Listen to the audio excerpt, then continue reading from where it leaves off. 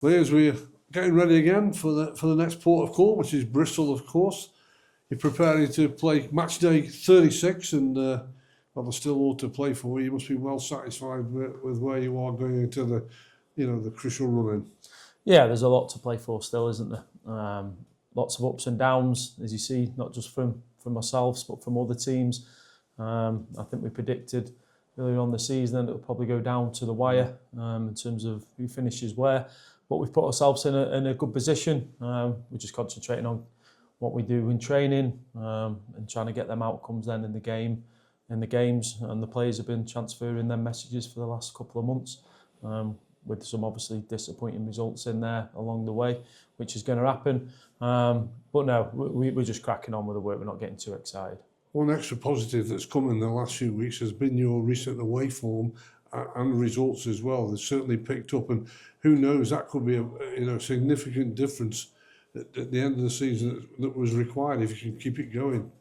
Yeah, we were pretty poor away from home, if I'm honest. It was something like third bottom in the league for away results, and it's something that we had to improve on. If you want to collect more points, obviously, and climb up the league from the position we were in, after Christmas, we were lower down, weren't we? We had to address it, the away form. What it's been about is about carrying on what we're trying to do at home. I think sometimes we've been a little bit too insular in terms of passing the football around. I think we've been trying to carry that message on when we go away from home. But it's been pleasing, like I say, the position we find ourselves in is down to the players and the hard work that they've shown over the last few weeks. Since 2026 arrived, you've lost only 2 games in the last 12 matches. You're right in contention. I know you won't be going overboard with it, but you're right in contention for a top 7 finish. Who knows where you're going to end up? Have you sensed any difference in your squad with where you are in the season? No, not particularly. And if there is any change, then I'll be on them. You've got to carry on your high standards, making sure you're doing everything that we ask of you, tidying up the training ground after you've used stuff, just going about our business as usual. We've had a little bit of a buzz and an uplift with a couple of players who came back last week.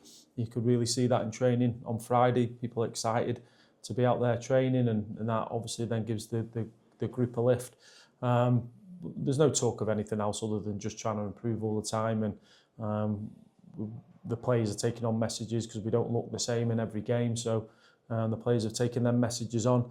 But like I say, if there is any change, I don't want them too high, never want them too low after a defeat. We just try and keep them on that level keel, which I think is important. Well, you just pick on a couple of your players. Last weekend was your captain's 700th competitive game.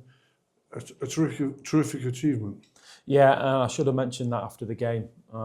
It is some achievement that to carry out that amount of games, and there's still plenty of life in games left in Mickey. But he's been such an asset to us since he's been at the club. We go on about standards, and what is standards? It's about making sure you're out on training on time, making sure the messages in terms of what we want the training ground to look like. And people don't think it's important. It is massively important, because as staff, what you don't want to be doing is walking around, scanning everything, making sure people are doing what they should be doing.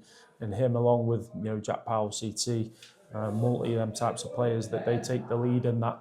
But it's some achievement. Like I say, he's been nothing short of brilliant since he's been at the football club. Well, one player that's really excited throughout the season is Tommy O'Reilly. He's coming from Aston Villa. He's gone into what you want. He's bought into how you run the football club. 10 assists. He's the top assisted player in League Two. Yeah, he's had a really good season so far. And we're hopeful there's more to come from him. Look, all we've done is give him a platform to go and play football. He's been out on loan a couple of times, and he's not been given that platform. Sometimes people don't give the trust for them younger players. We told him he'd be coming into play as long as he's playing well, and we think he's done that. Well, he has done that. Let's be honest, he has done that. And that's what we've done, really, give him that platform. He's since a young age. People could see the talent that he's at, and we've had a look at him a couple of times beforehand. But he's right up my street in terms of a lad. He's tough as nails. got a bit of a temper on him now and again, which you have to just jump on top of in the game when you think he's just about to boot someone because he gets kicked. He's the most foul player in the league.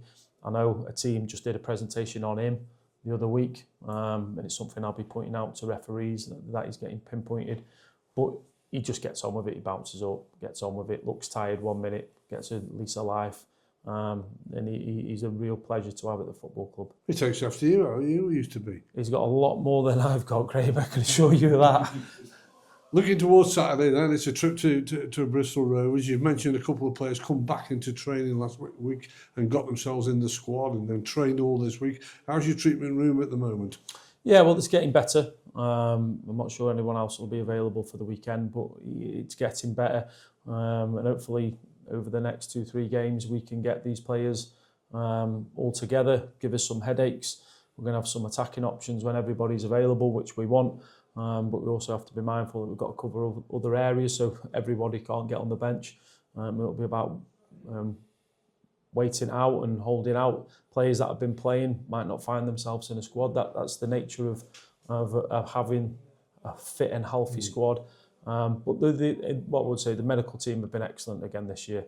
We go on about injuries, but I said the other week we're below average in terms of the league. It's just that we have a small squad, but they've been excellent. They work hard. They make sure the lads are doing what they need to do. And let's say over the next week or so, let's hope we have a couple more back. Yeah, now it's arrived, this strong selection. Is that something that you relish where you are? 10 games to be played and still going to have all these players vying for a place in your starting 11?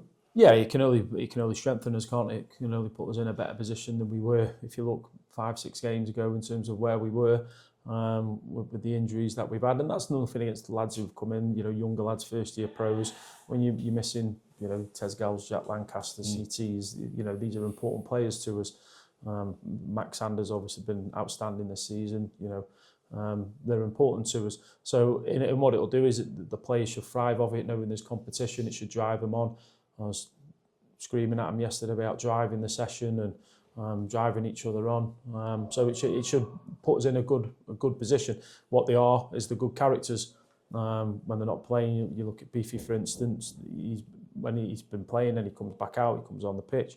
That's what his reaction to it and how he talks and in the dressing room is how everybody's got to be. Because we've got, like you said, a short season left now. And it's about what we're doing, not what about individuals are doing. It wasn't long ago since you played Bristol Rovers. It was his first game in charge as their manager for Steve Evans. Have you noticed anything different now? He's got some games under his belt. Yeah, I think Steve's gone in and done a really good job. It was a difficult task in terms of what they were going through. When he went in, I think they lost 10 on the bounce and straight away steadied that ship, got rid of that. So then the players are a little bit free, brought some players in. And you expect Steve's team to work hard, really well organised, want to score goals.